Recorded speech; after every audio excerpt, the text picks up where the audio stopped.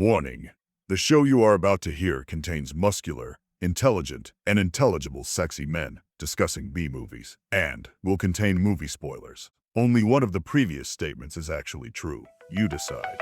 So light that fuse and let it burn. There's no escape, there's no return. Exploding heads and synthwave licks. We're deep in cult classic kicks. Low budget dreams that never quit. Every frame a misfit hit. This is the B-Movie Blitzkrieg Podcast. This is Duncan and the Baz. The B-Movie Blitzkrieg Podcast. Welcome back to the B-Movie Blitzkrieg Podcast. This is the final transmission of Season 1. Is this the end, or just a post-credit scene before something much worse arrives? We are broadcasting live to you from the bunker, held together by VHS tape, bad decisions, and the lingering smell of synthetic snake venom. I'm your host, Duncan McLeish, the archivist of absolute nonsense and the last man standing after a season that asked, what if literally everything was terrible? And we watched it anyway. Tonight is not just an episode. This is the end of a journey. But not just our journey. No, dear listeners. No, this is the story of a man who was born to witness it all. A man who stepped onto this road with us to take the hard ticket to Hawaii. Wide-eyed, optimistic, unaware of the madness to come. And from there was no escape. He stood in the fluorescent glow of Chopping Mall, avoiding killbots every turn, endured the righteous chaos of Dolomite. He strapped in for the carnage of Death Race 2000.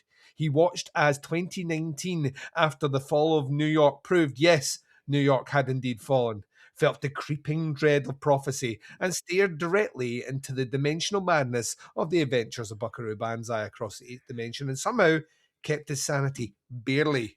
He then walked with the beasts and Beastmaster, survived the deeply unsettling experience that his brain damage, and asked questions, serious questions, about the legal standing of the car. He witnessed weaponized chaos in Faster Pussycat Kill, endured peak British madness in the lair of the White Worm, and yes, he looked upon a sentient tire and rubber and did not blink. He descended into ethically questionable abyss of Hollywood chainsaw hookers, faced the stitched-together horror of Blackenstein, the Black Frankenstein, and survived the rage-fueled primate apocalypse in Shockma. He danced at the end of the world in Night of the Comet, ran the streets with the warriors, and contemplated existence itself with Zardos, and finally looked into the skies in fear with Q, the Winged Serpent. And that wasn't enough. He endured the seasonal insanity of Hack-O-Lantern and asked alongside us all one simple eternal question. Why, oh why, does the Ginger Dead Man exist? This has been Season 1. And that journey, that descent into glorious, chaotic nonsense was experienced, analysed, and somehow survived by that one man. Oh, ladies and gentlemen, I give to you the man, the myth, the legend, the Baz. Guten Abend, meine sexy Liebchen, and welcome to what I was going to call Operation Finale, until good friends of the show Mossad got in touch to say they'd already bagsied that one, something to do with a guy called Eichmann. Let's just call it the Season 1 end of season rap show. Season 1 end of season rap show it is, my friend. We're right at the very end of this one, and this is a wee bonus. You know what it was? We were already kind of contemplating this, very much like everything that me and Baz kind of set our mind to in the podcast world. We start, we get about the halfway mark, and we're like, why did we do this? We've set ourselves too much to do. Like, it's always at the midway point, you're just jaded like, is the word I like to use. But then, like, as we're getting to the end, we're like, you want to just tag a wee bonus something on it? Like, every single time. It's like, we never want it to end, but when we're in it, we want it to end. So why don't we just, let's just go talk about everything that we've just talked about for a bit. It'll be funny. That'll be funny. You know what? Let's even add pressure on it and let's rank the movies. That'll be fun. Let's add numbers, spreadsheets and columns.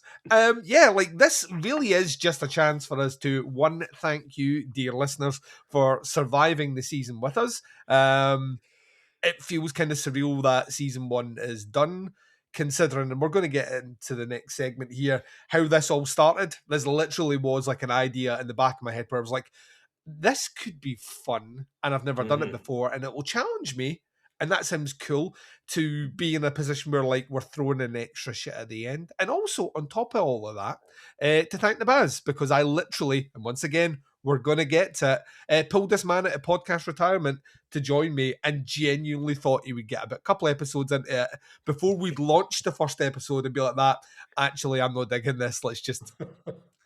Like, what's that? You've done artwork? Well, you're just going to have to bin it. You know, or I'll just include a phase once you've created artwork for the entire season. Thanks, Baz. Yeah, like we're here at the end. We are going to give you some fun stuff about what the season's been like, how the ideas came together. But more importantly, and I think the thing that I'm curious about, because I genuinely don't know where you're going to go with this, we're going to do our top 5 best and worst of the season. I imagine some titles are going to have both of us scratching each other's heads. And then Baz suggested this. I was going to give you nothing. I'll be honest. I've given you enough. This is a free show. Baz was like, maybe we could tease the listeners with some movies that might appear on season 2. And I thought, why not? Why not? It's just extra stuff. Just stuff on top of stuff. In fairness, I don't even know what you've got planned for season 2. We have talked about films and you've chucked lists at me in the past, but I wouldn't say you've not given me a list and said, right, by the way, that's what we're doing as of... That's what's happening. As soon as I hit stop tonight, as soon as we stop on this one, the list is coming over, and then the movies are going to start coming to you as well, because, ladies and gentlemen, we're following the same timeline as last year. So the first episode of season 2 will be out roughly exactly 1 year on from the first episode of season 1. So, and we're going to do it again, 20 episodes plus a bonus Halloween episode plus a bonus Christmas episode. And no, we will not be doing Ginger Dead Man 2. It's not happening. We ain't doing it.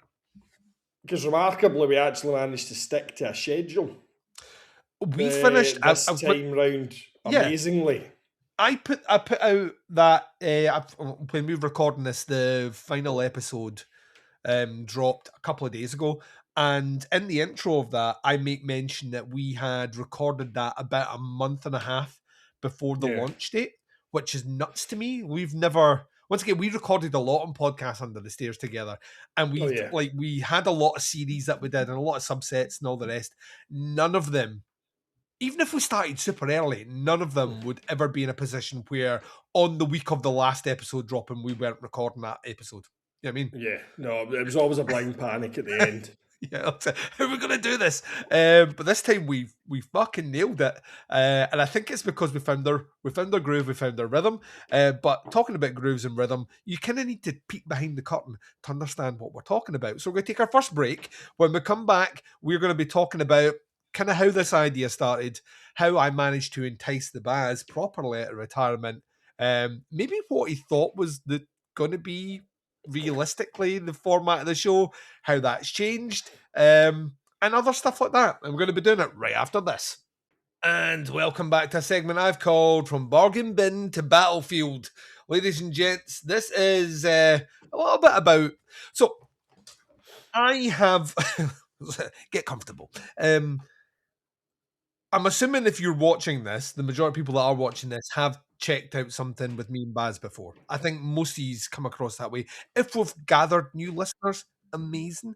But yeah, Podcast Under the Stairs, the vehicle, 2013, started that up, was like a month into the show, I think. It started in late August, and by the end of September, I talked you into doing something on that because we did... kind of music review podcast on the side. Talked you in because purely you were like, my mum used to be phobic of horror movies, so I never used to watch them and all the rest. And then we started Baz v Horror, which basically me just picking movies to terrify you. And then it became, at some point it switched and it became more about picking movies that I wanted you to watch or movies others wanted you to watch. And then that carried on. And we did that consistently through things like Bazoween, Baz v Giallo, Baz v the Masters of Horror, just a list. They kept going on and on for, it must have been close to about 11 years in total. That, like, this is technically the, yeah, so we've been at 11 years, but in the last 2 years, we were kind of like, you know, Baz v Horror's coming up, you know, or Bazoween's coming up, what we're going to do, and all the rest. And it kind of started to lose a bit of traction. And then ultimately, I think it led to you being like that, kind of no digging this anymore. And I have 2 young children and a wife and other things that I do, and football and other things that I do that I can't talk about. And it's drugs, ladies and gents, it's drugs. And it kind of just stopped. And I always kind of felt personally that the most fun I had, and I still think this, the most fun I've ever had recording with anyone is recording with you, because it's very easy for me to record with you. I don't have to put that much into it because you will fill dead air with generally the funniest shit ever. And also, you approach movies different than I do. Like, I approach them from an academic point of view, but I do approach them from a kind of film geeky snobbery way where I pick out a lot of subtext in movies. Sometimes I pick out subtext that isn't even there. But I like that, and you come at it from a different angle. So the whole idea for me, the interesting thing is that this is almost exactly a year ago that I pitched this to you, because we'd been at Fright Fest. Yep. Yeah. And 2 months preceding that, I had pitched something to you for Podcast Under the Stairs that never happened, which was, how about I just pick 70s movies that are really weird, that I think you should like, and all the rest. And I think we got as far as creating a list of a couple and not getting around to recording them. And that got me thinking of, there was like 2 movies on that list that ultimately ended up becoming 2 movies in the Blitzkrieg list. And when I was thinking about it, I was like, these are like B movies. I was like, we never did that. Like, we did trashy movies, but we also did a lot of highbrow stuff that I picked, right? Because the stuff I wanted to talk about. And it kind of got me thinking, we could do like a whole, there's a never-ending supply of bad movies that are B movies, or just B movies that are great movies and all the rest. And they cross genres. And wouldn't it be cool to kind of do that? And thus the idea for the B-Movie Blitzkrieg was born. And I pitched it to you, and I can't obviously give your side of things, but I'm going to say I mentioned it to you and you didn't instantly say no, which is usually a good sign. That seemed fair? Like you were intrigued enough? Yeah, I was. And you also used, you being you, obviously had started thinking out structures to shows and stuff like that. So you had an idea, and you did pitch it very much as, listen, I'm talking half-hour recordings. Strict. What you're not doing, if anybody is familiar with what we did before, I used to do this big drawn-out synopsis of the movie, and I would have characters and voices, like full nicknames. Every character had an elaborate nickname, and reviews lasted an hour because you'd scripted them pretty much to last an hour. But obviously there was a lot of work involved in that. Yeah. And it did become, as time went on, and especially after the boys came along, it became more difficult because I would watch the film and take the notes and stuff like that, but I would also, either before or after that, there would be 2 watches. One where I just sat and watched the film to get the impact of the movie, and then another where I would work out all of these funny comic clips and all this kind of stuff. So it became quite onerous. Yeah. And like I said earlier on there, so even with something like the Bazoween shows we used to do, there's only 5 or 6 movies to do. But you know what I mean? We always ended up a week before Halloween going, oh my God, right, we've still got 2 to do here, So you had clearly thought through that and decided, right, nice, snappy shows. We don't need notes. We'll just few talking points. We'll just shoot the shit, and they're garbage films anyway. So I don't care whether you like them or not. Because Yeah, they're there's just stupid, daft films. like, Do you know what I mean? notwithstanding maybe one or two movies in this season, there isn't a huge amount of depth here. They are as like fucking shallow as a teaspoonful of water. There isn't really a huge like we're not going to spend like 10 minutes dissecting scene by scene what happened. That's not going to be the vibe. So Yeah, so that it definitely piqued my interest. And while I'd maybe it was funny because I was a bit jaded with the whole thing. We had been doing it a long, long time. Yep. And as you say, the show changed, or the Baz element of the podcast Under the Stairs had changed. And it went from being you just trying to horrify me to actually giving me this kind of education in horror films, which I think we succeeded in doing very well. Oh, God, I bore people to death about horror films these days. You know, in fact, I was off sick the other day off my work, so I watched Barbarian Sound Studio and Don't Torture a Duckling. Wait, we have not spoken about. Well, we'll save Barbarian Sound Studio for off air because I don't want you to break my heart here. This is the kind of films I'll sit and watch nowadays. Do you know what I mean? Yeah. So that's not a good film to watch if you're not feeling well. By the way, the Barbarian Sound Studio is like don't watch it if you're unwell or hungover. Like neither of those are a good time. But so while I had got a bit, it was just seeming not a chore, but there was work involved, and I was just struggling to fit it all in. But I did miss the crack, you know, the banter with you, the fun in recording it. I used to listen back to some of your episodes as well because I did so much fun recording them. Yeah, that I would sit and listen to them, you know. So I did miss that when I was away from it.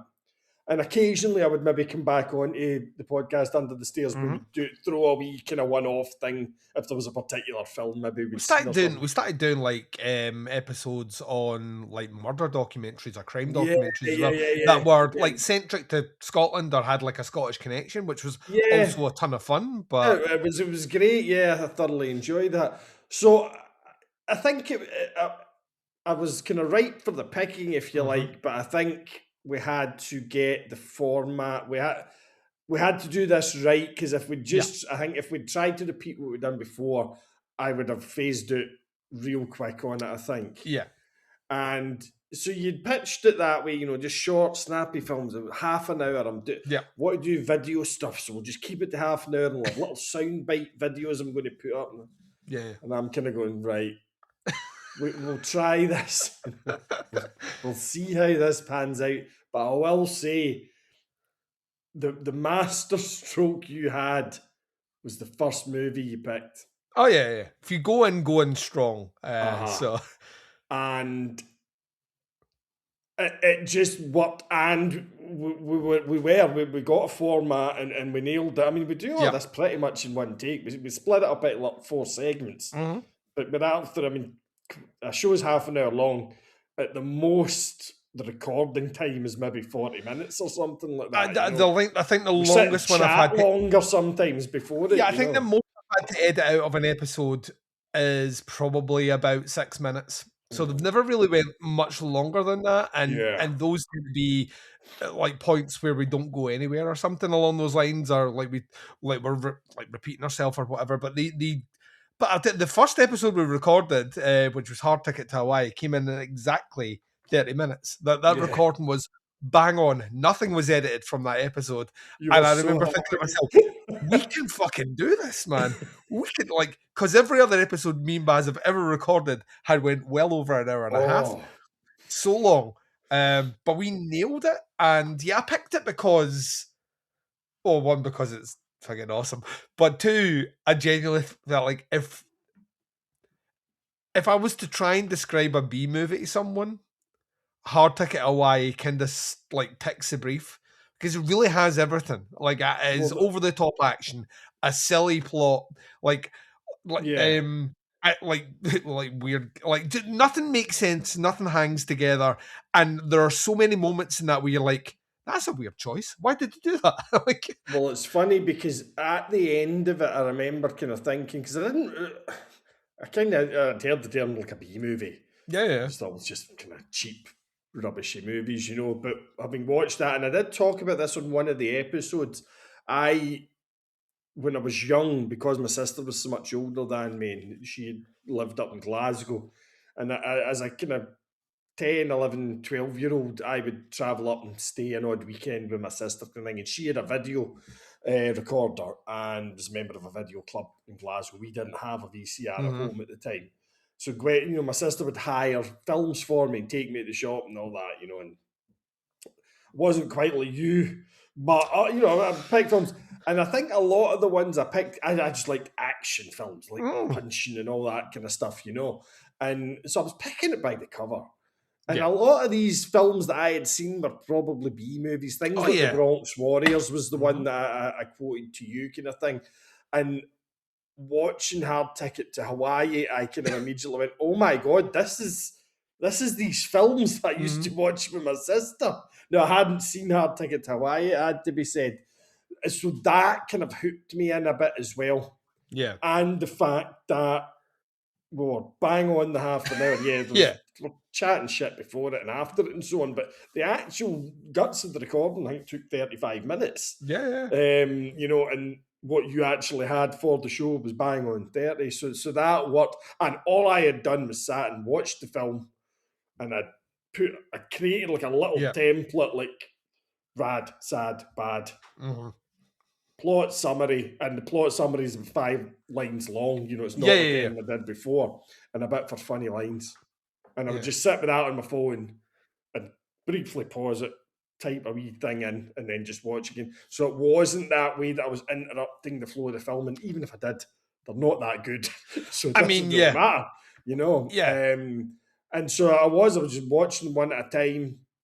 And we recorded them 2 at a time as well, so you probably guessed that. Like we did them in pairs, and the idea behind that is like it maximizes our recording time. So I think by memory serves so we started recording in the June of last year in advance of the July launch of the show. So we like that started then. By I think about September time, we already had recorded stuff through November. So we were kind of ahead of things, and then we did have a natural break where like kids go back to school, like things get a bit busier and all the rest.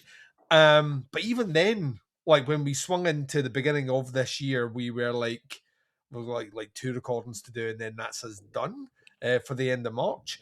So it was that as well, I think, took a bit of the. We could afford to go like a good couple of weeks between recordings, and it wouldn't have an impact overall because we released fortnightly. Definitely, there was a bit of a break over Christmas. I remember. I remember you saying, "Listen, we're not going to start picking this back up until," and then you hit maybe a date or whatever. Yeah. So there was like 3 or 4 weeks, I think. Yeah, well, I like having that's a thing from Podcast Under the Stairs. I used to record pretty much my entire December content, like in the end of November and like the first couple of days of December, and then like have it scheduled to release. And I'd do quite a lot of episodes that would come out just pre-recorded ones, so I could have essentially like about 4-5 weeks off at podcasting, which was always fun. And I kind of carried that through with that much in the bag.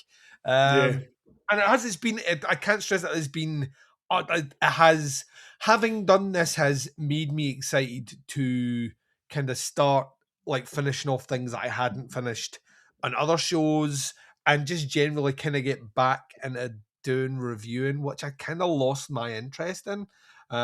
It's been a ton of fun. So yeah, it's been interesting to see the Podcast Under the Stairs episodes coming back again, because you freely admitted you were in a total hiatus in terms of the show. You never said that you'd finished. Yeah, but you made it quite clear you weren't working on it at the moment. Stopped doing it for 10 months, and that is a show that, like I say, I'd been doing stopped doing it for 10 months, and I still think I'm about 400 shows beyond the nearest horror podcast ever. It's like 1,400 episodes of that show, which is just silly. When I think about it now, it's why I'm old. This is why I've aged horribly. But yeah, like I say, it's been a ton of fun. Hopefully you guys have enjoyed it. Like the list was picked by me. The list for season 2 is picked by me in its entirety, apart from one movie, which Baz was like, remember when I said this movie, and you were like, "Oh, aye, you just didn't bother putting in, did you?" And I was like, "Shit." So is everyone apart from one, which Baz picked?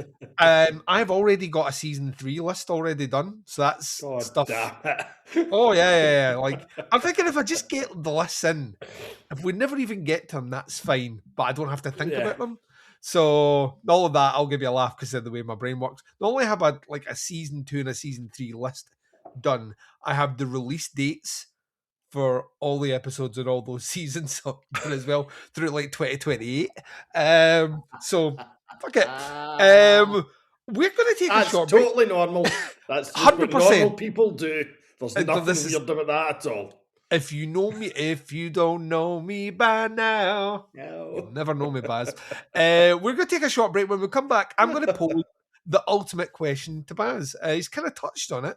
He kind of has an idea of what a B movie is, but having spent a year with B movies now, 22 deep, has his opinion on any of them changed? We'll find out right after this. And welcome back to a segment I've called Stockholm Syndrome Cinema. Baz. You had an idea of what a B movie is. You even had, like you've just mentioned it, you had a kind of confirmed idea of, well, this is what a B movie is. And then I took you on a journey, which we never really visited a movie like Hard Ticket to Hawaii. We kind of touched on things that were maybe adjacent, but we never went back to a movie like that.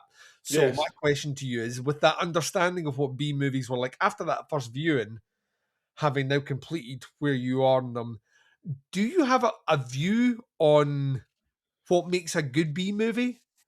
What makes maybe a bad B movie? Or just has your opinion on what B movies are? Do you even know what a B movie is? Like after going I through all that? honestly think I know less of what a B movie is now than I did when I started. And by that, like it's like you say, after that first episode, I'm like, oh right, it's these kind of right, okay, that's cool, you know. And then as we went on, Yeah. like there was a number of films, and I'm trying not to name films at this point because I don't want to kind of mess up my lists, which Yep. are coming shortly. But there was films in there. I was like, I wouldn't call this a B movie at all. Yeah. It's well done. It's, you know, there's a cool idea behind it. You know, because I think it's unfair to call something a B movie because of, you know, budgetary concerns or something like that. Because I mean, well, there's a film you introduced me to a number of years ago, The Battery. Yes. The wonderful Jeremy Gardner zombie film. Made for, I believe, something like $800 or something. Yeah, it was made very, very, ridiculous very like cheaply. that. Yeah. And it's a film I love and I have watched many, many times. And I would be quite offended if somebody referred to that as a B movie. Do you know what I mean? I think there is an unseen line between what is a B movie and what is an indie movie. Yeah. And I think it comes down to competency most of the time. Now you're right, some of the movies that we put on this list are, you know, well-made movies. Like everything else might be shambolic, but you know, the cinematographer can shoot the fuck out of a movie. You know what I mean? And you saw that on screen. I think when it comes down to, for me, it's always usually the concept or the idea goes beyond the budget or the means of delivery. So, case in point, case in point would be, and once again, I don't want to move too much into where we're going. It would be hard to argue that a movie like Prophecy, for example, doesn't have great cinematography, a well-written script, and good actors, right? But it does have a not very good giant mutant bear running about, and that's where the budget kind of gives up on that movie a little bit, because it's like in Jaws they don't show the shark for a lot of it, not because you know what I mean? It's that thing, but like there's so many points in that movie that kind of almost, they don't let the movie down, but they do make it a B movie, if that makes sense. Whereas like a movie like, once again, don't want to steal too much, Rubber, for example, is the very definition of a B movie. It's like a silly concept, next to no budget, but you're hard to argue that it isn't something incredibly original. It is actually done really, really well. That you could make a case, and I would probably let you off by saying, it's probably better than a B movie. It's an indie movie. But I will be dead and buried in this ground before a movie about a sentient killer tire is an indie movie and not a B movie, right? It's just not happening. So yeah, there will be. I quite liked your definition there, actually, the kind of scope of the film or the competency behind it. So like it's like it's either big ideas but there's no budget, or it's actually like a really interesting story, but it's in the hands of someone that just can't direct something like that. So and you end up with weird choices that don't make sense. Like I've found doing a lot of the like I on the other show on Podcast Under Stairs, I do a lot of the kind of 88 films slasher classic collection, of which there's loads of them. And what has surprised me the most about that is I hate most of them, right? They're terrible movies. But there is a point where and every single one of them is a point where I'm sitting there going, in another director's hands, this would be a fine movie. It would never be an exceptional movie, but it'd be a fine movie. But this is purely, I can make a slasher movie. All you need is a killer going around hunting people. I can do that. And yeah, like some of those people went on to direct great movies afterwards, but I watch them and I see a lot of things that I would personally do different or could have been done differently. And I'm not even a filmmaker. And that frustrates me. Whereas in a B movie, I can see the conviction. I can see someone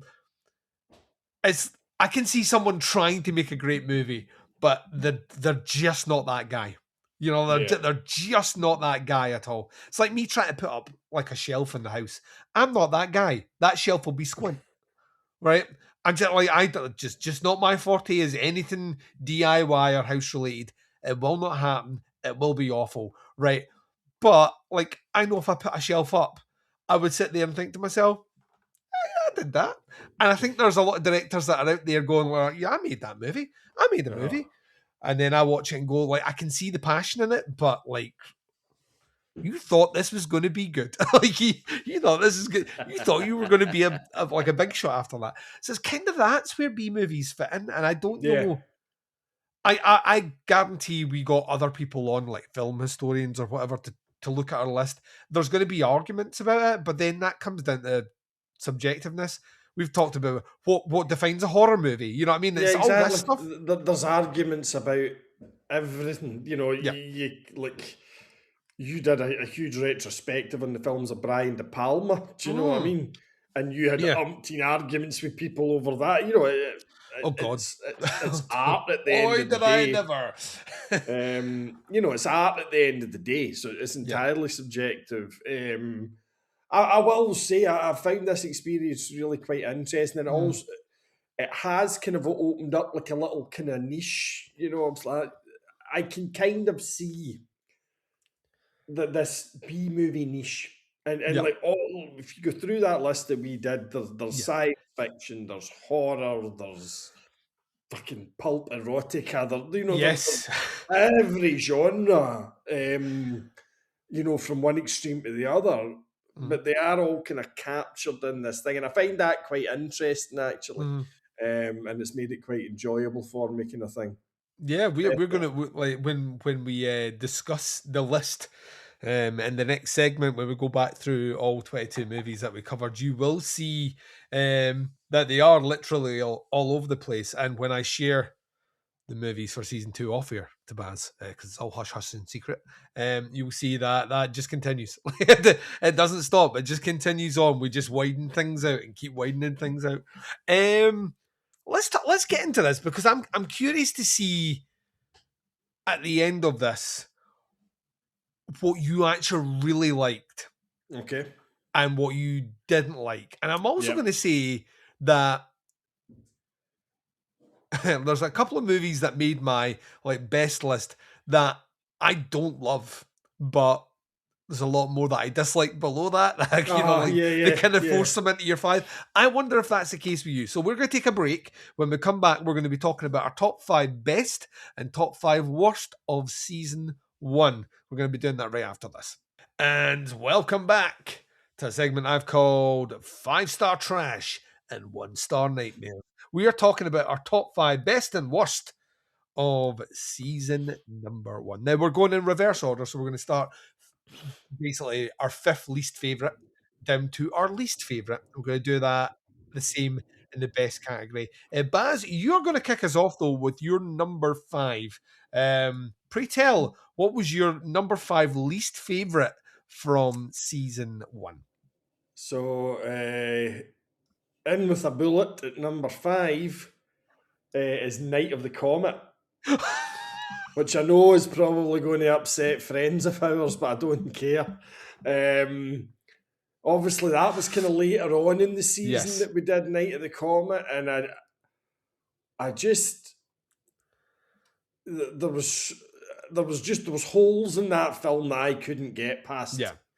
And I think I said to you at the time, I know my review of that one was pretty negative when we did it. I just, the kind of 80s kitsch was kind of overwhelmed, if you like, I felt, by the things I didn't like about it. So the things that it kind of, I felt had going for it, they weren't strong enough to swing back. So Night of the Comet at number 5 for me. What about you? Number 5 for me is Faster Pussycat Kill. Now, the reason it's not higher up my worst list, even though we were relatively low on it when we recorded, is it is a lot to do with when it came out, and it's a lot to do with the fact it had next to no budget. And it's Russ Meyer, and he's trying something. Does it all hold together? No.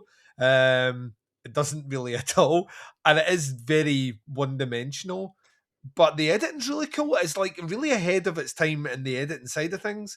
That being said, I've revisit for this show and actually take notes in it. I hadn't realised how one-dimensional it was. And he is just one beat all the way through the movie. And that kind of surprised me, because I genuinely thought, I'd been years since I watched it, I genuinely thought coming back to him going, but that, it's going to be one of these diamonds in the rough, and no, it was just rough. So that is my number 5. Where are you coming in with number 4, Baz? Number 4, again, this might upset a few people as well, is Blackenstein. For a lot of the same reasons, just some of the glaring potholes in Blackenstein. I just struggled to get by, and I just couldn't help but feel that's mildly racist as well. Yeah. So it's a kind of, I'm very much, I try and take things in the time that they were made. Do you know? I mean, I do appreciate it was made at a time long before these enlightened times that we live in now, but I just didn't enjoy it either. And I think I was hoping for a little bit more out of Blackenstein. I thought it had the propensity to be funnier.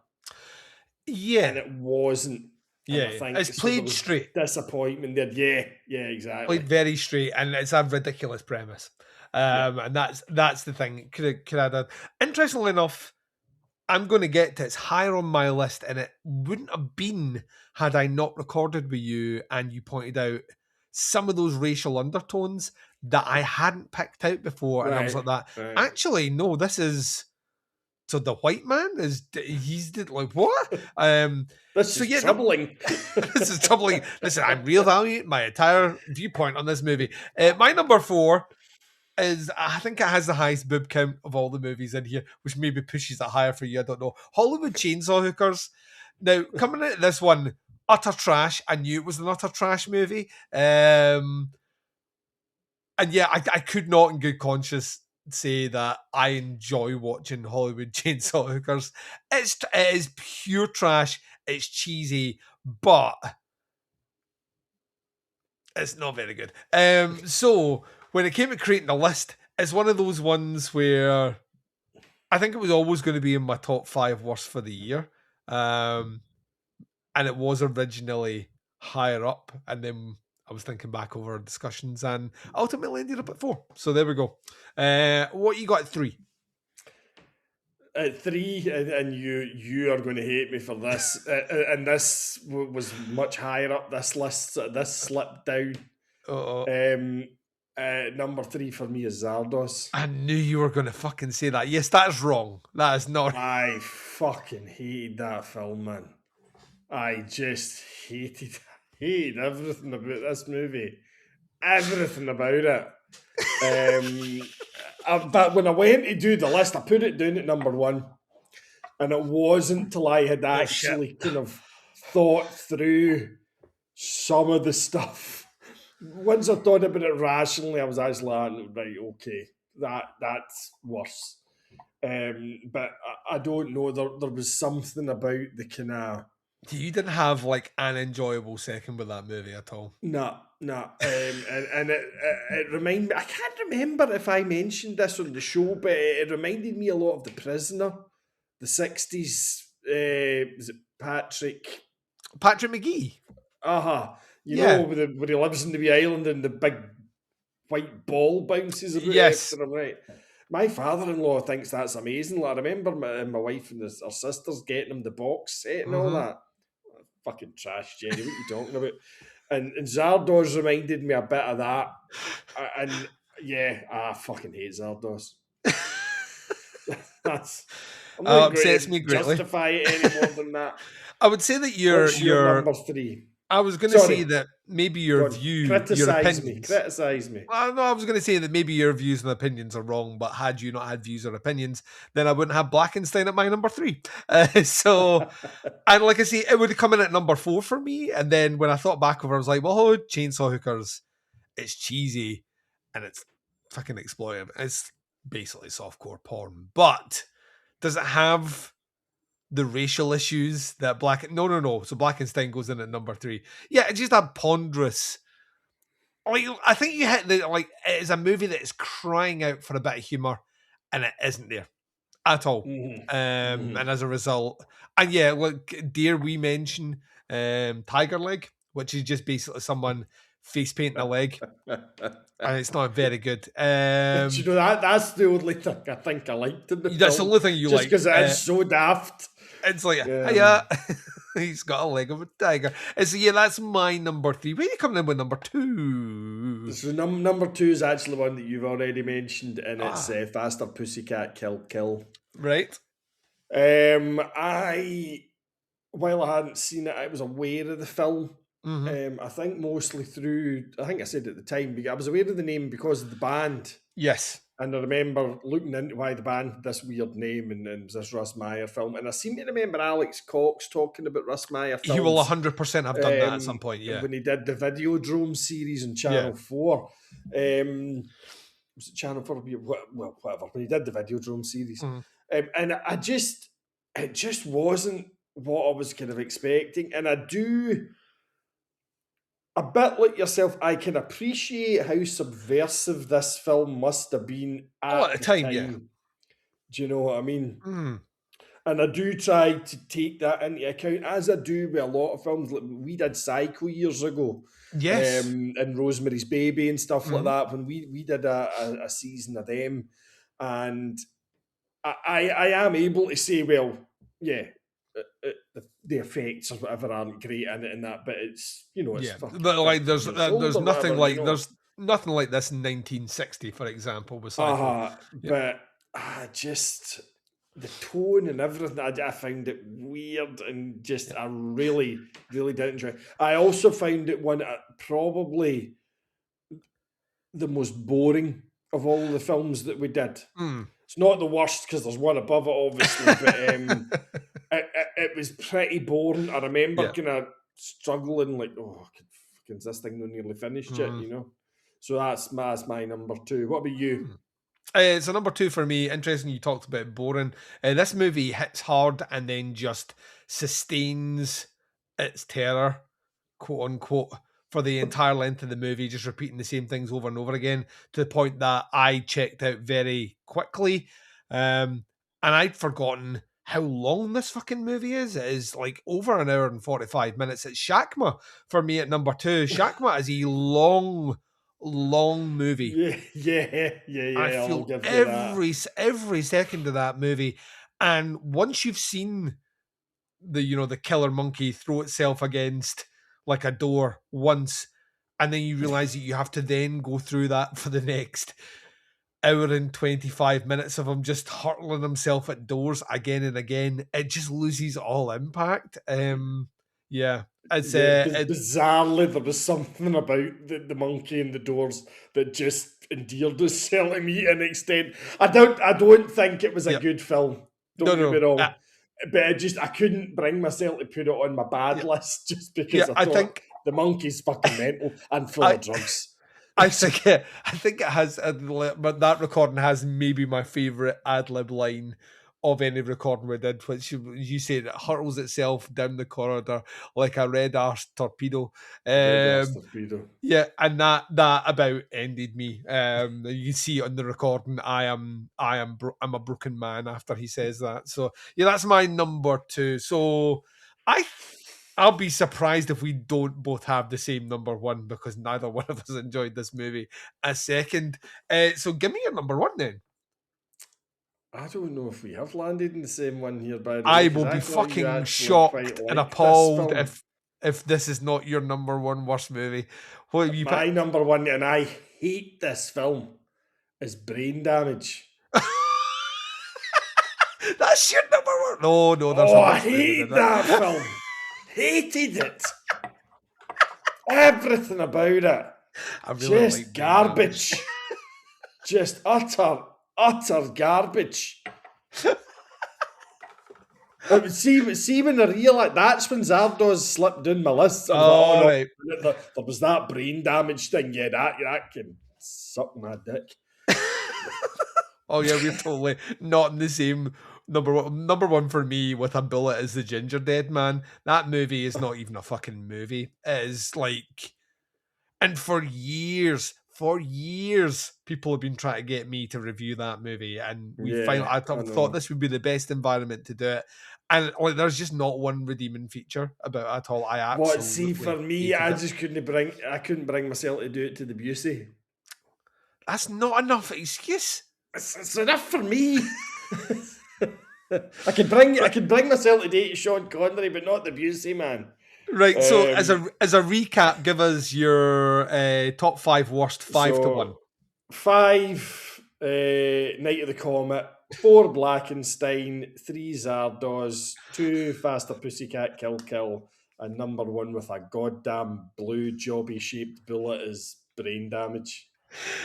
Number 5 is Faster Pussycat Kill, 4 Hollywood Chainsaw Hookers, 3 Blackenstein, 2 Shakma, 1 The Ginger Dead Man. We're going to switch over to the top 5 best. I'm going to kick us off to start off with. Number 5 for me, a movie which I'm now proud to say that you own on Blu-ray. You got for your birthday. It's The Lair of the White Worm by Ken Russell. I mean, the revisit was like a ton of fun. And I was, that vicarious way, I was so happy that you enjoyed it. Like, it made me giddy at the end of that recording, because I was like, he dug it, because nothing worse than you go and you're like, you try this movie out, like a Brain Damage or something like that, and then someone shits all over it.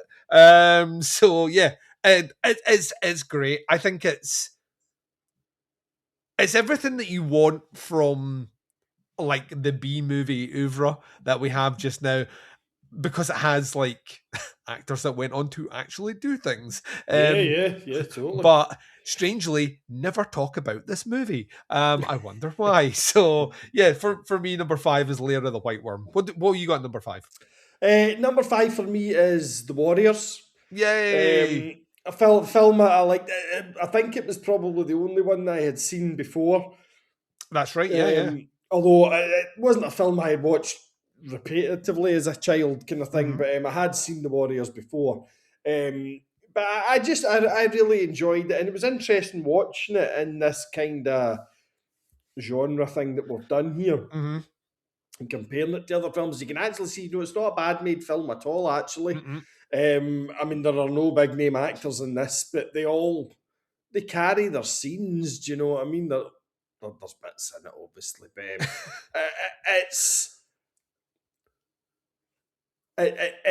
it captures a bit like Q managed to do it, probably better, actually, capturing that kind of 70s New York vibe with the street gangs and stuff like that. Yeah. And it had that kind of hipness to it, the whole "I can dig it, man, can you dig it?" and all that Can you kind of dig stuff. it? Yes, So no, can. I really like the Warriors. So that's a good strong 5 for me. Excellent. Number 4 has already been mentioned in a different column, though. Number 4 for me is Zardoz. Really? I love Zardoz. I really do. I just like, there's something about how this is the dude that directed Deliverance. Like a movie that scarred a generation, that literally has become part of popular culture. Like there is always that thing about opera. You're going camping, and down. Like people just do that. So and he cashed in all his chips, all his credit, the Oscar, like everything. He cashed this in for his dream project, which was Zardoz 2 years later, and that to me is just, that is always going to make me go, oh yes. And he is all in on this movie. And it's the thing I mentioned before. It's where someone has this idea and this concept, and then they come down to act it, and he is not the director for this movie at all. And it shows in so many scenes. What's interesting enough is he goes on and does the movie Excalibur, which comes out in the early 80s with Helen Mirren and Liam Neeson. And all the rest. And it's another big sci-fi fantasy movie. And it is fucking incredible. Like across the board, it's brilliant. Is it like an Arthurian thing? Yeah. It's like a futuristic Arthurian. You will have seen it. And he fucking nails the brief on that one. And everyone will say, well, it's a much better movie and all the rest. He does not direct that movie if he's not directed Zardoz. So, like, he cut his teeth on Zardoz, and I love it. And it is like the stuff it's talking about are just so large concept for a goofy movie about floating heads. So yeah, it's number 4 for me. Where do you come in with your 4? Stop shaking your head. Dog shite. Number 4 for me, and you will agree with this one because you've already mentioned it, is Lair of the White Worm. Yes. I loved Lair of the White Worm. I thought it was great. I was extremely excited to see Amanda Donoghue naked. And there was plenty of it. I didn't realise that the likes of Hugh Grant and all that were in this film. I liked the kind of folk horror-y vibe that it had going, kind of thing. I could see why you would call it a B movie. Oh, yeah. It's like there are elements that fail the concept of the film. Yes. Which is, I think, the peg that I'm going to hang my jack on when it comes to movies. But yeah, no, I thoroughly enjoyed it. And I was delighted that you hinted at it earlier on there, but my birthday arrived after we had recorded this, so you had got me the Blu-ray. You speak so highly about him like that. There's absolutely no way this man can't have this in his collection. Totally. And it's not been burst open yet, but I will. And because the reason being is I'm actually quite interested to watch a lot of the blurb that will be on the Blu-ray. Yeah. I don't tend to do that an awful lot when it comes to films and that, but there's certain films, and I can imagine there'll be a lot of the stories behind the making of this film and stuff like that that'll be very interesting. So, that was a big hit for me. I was glad because I was quite excited when I saw it was on the list because I was aware of the film but had never seen it. I thought, that might be quite cool, and actually it turned out to be so. So that was a good one, McLeish. So that's a strong number 4 for me. What about you?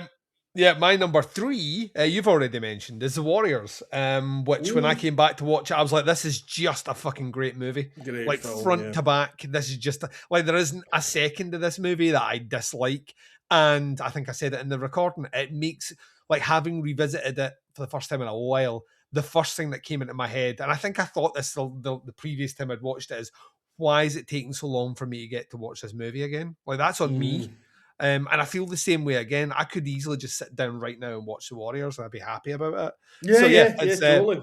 It's my number 3. What about you? What's your number 3?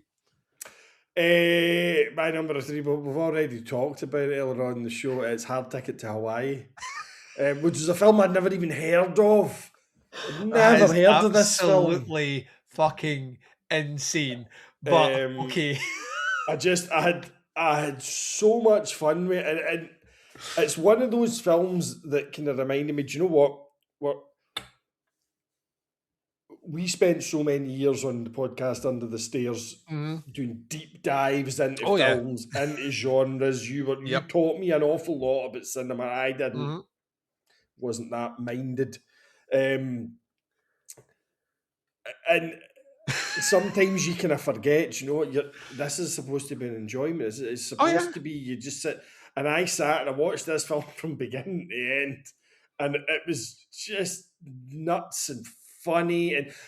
And a lot of folk, you see them with bad bits in films and they laugh and they think it's hilarious. Yeah.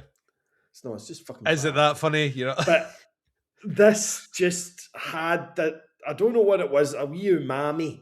Yeah. To use a culinary term in there, that just, you're like, that's just fucking shite, isn't it? But you're laughing as you're saying it, and you can't help but appreciate it for the wackiness of it. And it had, like I said earlier on, that it's an action film, or it's supposed to be. Oh, yeah, an action 100%, film, yeah. You know, and that's kind of a genre that I enjoyed when I was younger. So I found it very nostalgic as well. So yeah, it kind of had it all wrapped up. There was the surprise because I'd never heard of it before, the nostalgia bit there, and just the fucking bonkersness of the whole thing. I loved this film. Really loved Amazing. it. And I would, again, like you just said, I would happily sit and watch it again just now, just for fun.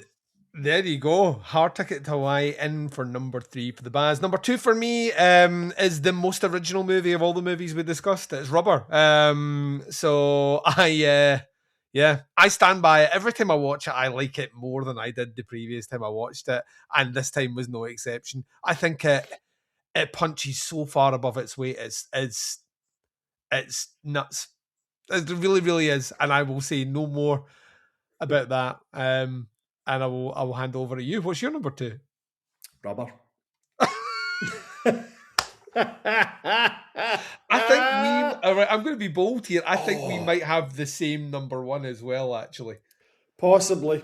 I was thinking that myself. Actually, process of elimination, I think we are. Yeah, your thoughts on Rubber, because that could have been either way for you. I loved this film, man, and I still fucking don't know why. I think when the lists came out and we were earlier on in the season of the recordings, I was confusing it with the car, because one was about a tyre, and I saw the. I think we recorded them close together as well, which didn't help. And I was like, oh, is this the thing about the fucking sentient car that chases folk? And then it was like, right, it's about a tyre, right? And I fully went into this going, this is going to be shit. This is one of these stupid films that he thinks is good. But it's about a fucking tyre. It's garbage. But I don't know, we're in about the first 3 or 4 minutes, like the first scene, I'm like, this is oddly mesmerising. And like I said in the thing, very well acted. Oh, yeah. By this inanimate piece of rubber. Tyre brings it in. At the start, there's that kind of Lynn Shane vibe you get at the start with the cop coming up in the car and climbing out the boot and all that. I was like, all right, okay. And then I'm going, right, well, they can't possibly pan this out for, I don't know how long it is, but around about the 90-minute mark. But they do. And it just gets more daft, but more endearing. And there's more bits you're kind of going, that's really good. And I think what I love the absolute most about it is there is nobody that you can say to this film, you need to watch this film, Rubber. Oh, God, no. It's brilliant. I know it sounds daft, but it is brilliant, and because nobody in the world is going to go, Oh, maybe it is. They're all going to go Aye. sharp. Oh, yeah. No, it's not. It's not. So It's what's it still about? like fucking sharp. It's shite. I've not even seen it and it's shite. I loved Rubber. Absolutely loved Rubber. And I think the filmmaker that did it needs a cap doffed every hour. Mr. Wazzo, of all people. I just loved it. There's so much about this film that I just think is great. So let me put my number one out there. If it's the same one you have, we'll just jointly talk about it. My number one movie. Will we do it? Will we do it on 3? This could be awkward if it's not. Yeah, let's do it. 1, 2, 3. The Adventures Buckaroo Banzai. All right, well, yeah. I was about to say there's a lot of words here. The Adventures of Buckaroo Banzai across 8 dimension, which is just fucking. It is to me the very definition of like if Hard Ticket to Hawaii is what I would like, kind of almost have in a dictionary beside a B movie. Like The Adventures of Buckaroo Banzai across 8 dimension is what happens when like a movie like that has money, like has budget. It is just fucking nuts. And at the time when they made that movie, they genuinely thought this is going to be a home run hit. Like we are going to have a sequel. Coming. At the end of that movie, it literally says Buckaroo Banzai will return. Buckaroo Banzai never returns. This movie bombed so hard at the box office, and I don't know if it's just because audiences weren't ready for it, or if audiences were right, and over time we've just become more like forgiving of it. But I think it's fucking great. Weirdly, I could see having watched this, because I'm a fair bit older than you, right? So I would have probably been in my teens when this film kind of came out. Yep. I could see me and I thought, shit. Do you know what I mean? Yeah. But I had so much fun watching this film. I loved everything about it. It's so over the top. There's so many people. Every time you think you've kind of got a handle on it, or it's kind of spent all its shots, as it were, something else just fucking comes out of nowhere and slaps you in the face with a fish. And the thing is, and I said it on the recording when we did it, I had watched this out in Spain on holiday with the family. That's right, yeah. And like everybody had gone to bed, and I sat out at night having a couple of drinks, feet up beside the pool at the family's villa thing. And we've just recently booked again to go back out in the summer. And I'm dreading it because I'm like, but whatever one I pick, it's not going to be as good as Puppet. It's the term like cult classic is made for this film or films like this. I just thought it was absolutely amazing and nuts, and can't think anything bad to say about Buckaroo Banzai. Honestly, I think it's phenomenal, and it's kind of sad that it took me to the age of 52 to see it. Do you know what I mean? That's kind of the worst thing about it. I think there's I don't know. I think there's certain movies that have an audience, but then there are other movies that find their audience, and I think Buckaroo Banzai is a movie that found its audience. And that cult status has been worn out from people either stumbling across it, like on VHS when it got its VHS. Kind of the same way that a movie like Howard the Duck, which comes like a couple of years after it, found its audience in the VHS world, or Big Trouble in Little China. You know, movies that weren't like Big Trouble in Little China and Buckaroo Banzai would pair really well together.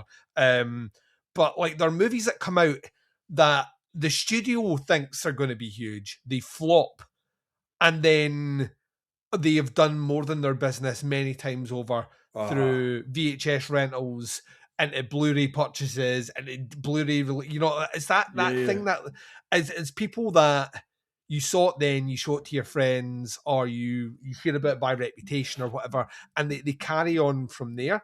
And it was the one I was most excited for you to watch, and it's the one that landed exactly how I wanted it to. So And Like, full on. if you'd asked me before we walked in to do the 22 movies what my favourite was going to be, it would have been Buckaroo Banzai. I'd already Really? I was like, this was my top pick, Yeah, just because it's the one I love the most out of all the ones we did, and it landed there at the end. So let me do my reverse one, then I'll hand it to you.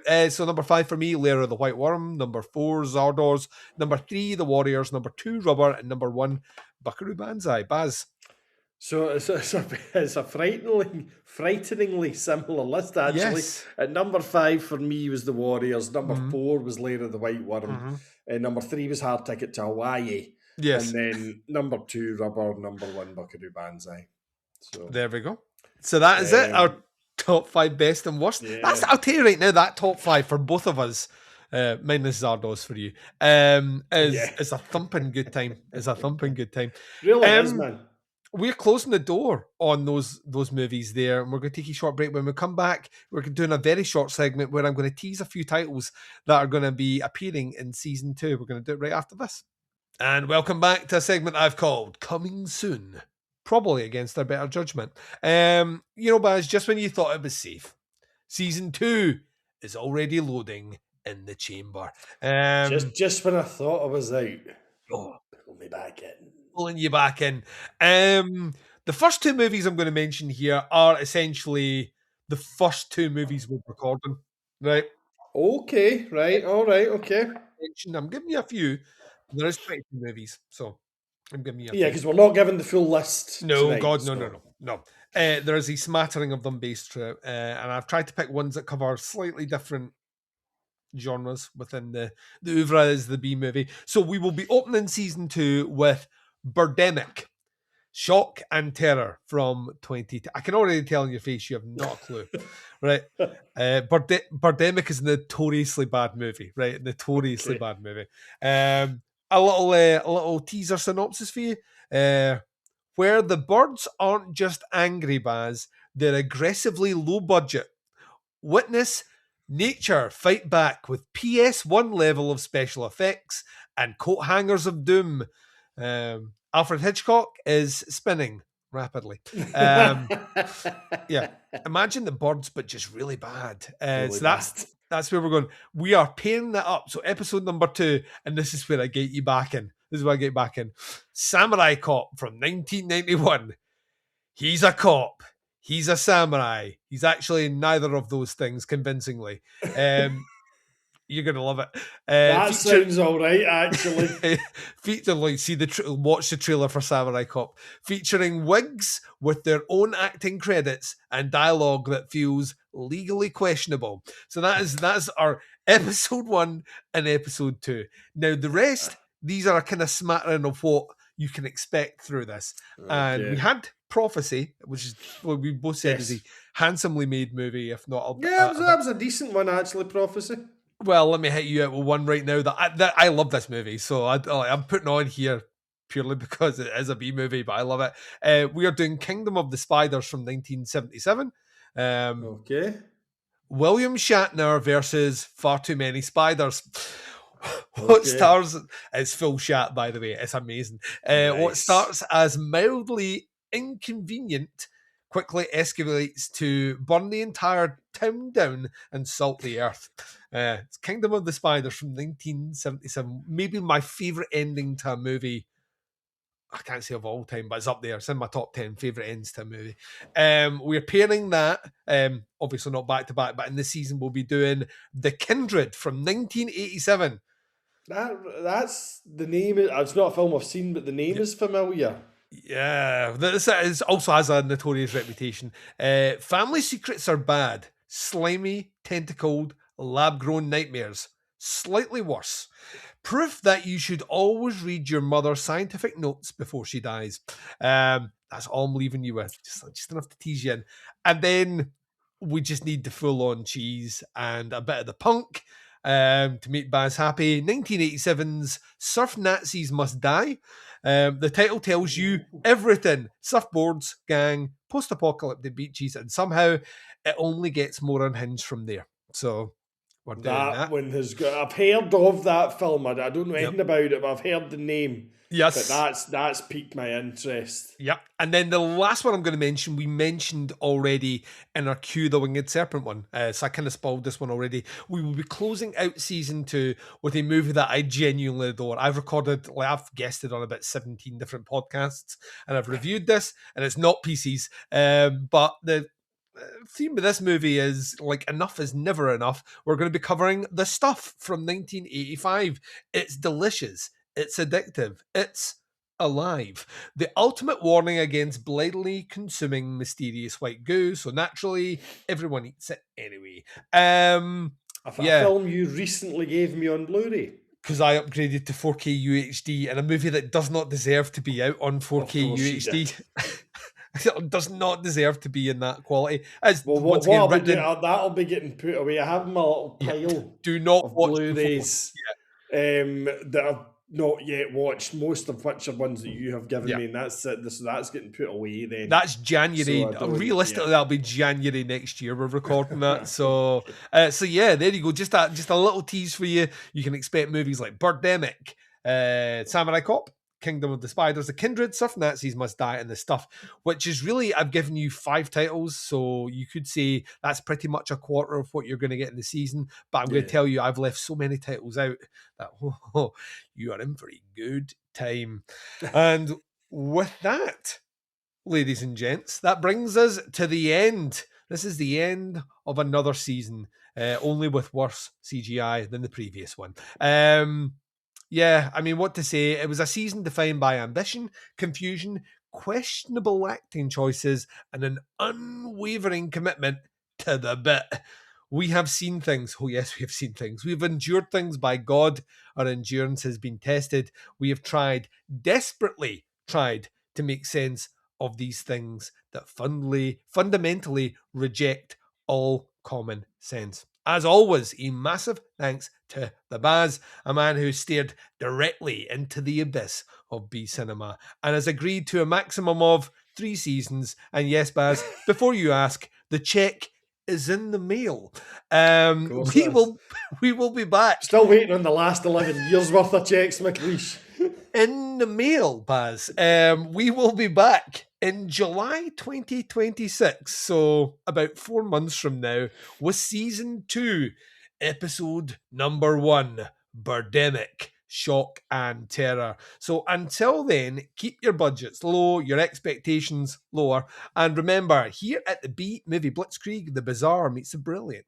One beautifully broken B-movie at a time. Baz, say goodbye to the listeners, please. For the last time in season 1, folks, and I'm purposefully not doing any of my weird Third Reich Nazi goodbyes. None. We're keeping it clean. I'm just glad I made it all this way through a podcast about B-movies and didn't stick the word Zyklon before it. So, goodbye, listeners, and I'll see you all for season 2. Blitzkrieg? Blitzkrieg.